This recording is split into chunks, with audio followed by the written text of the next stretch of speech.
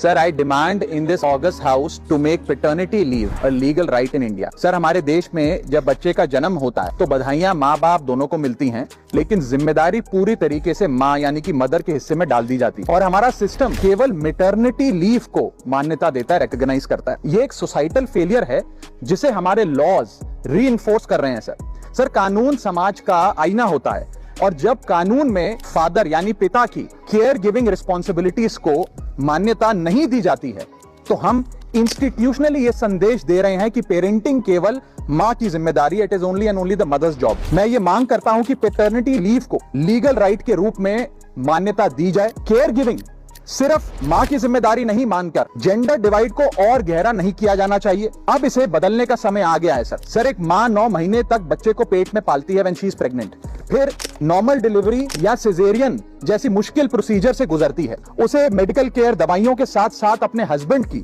Physical, mental और emotional support की भी जरूरत होती है। पति की भी बीवी के प्रति केयर गिविंग रिस्पॉन्सिबिलिटीज होती हैं, सिर्फ बच्चे के प्रति नहीं।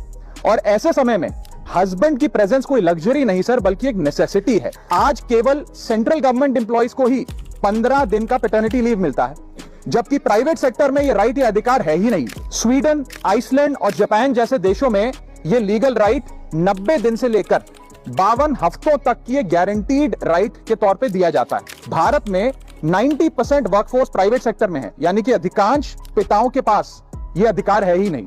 इसीलिए मैं सरकार से मांग करता हूं कि पैटर्निटी लीव को लीगल राइट बनाया जाए, क्योंकि केयर गिविंग सिर्फ मां की ही नहीं बल्कि एक shared responsibility of both the mother and the father. Thank you sir.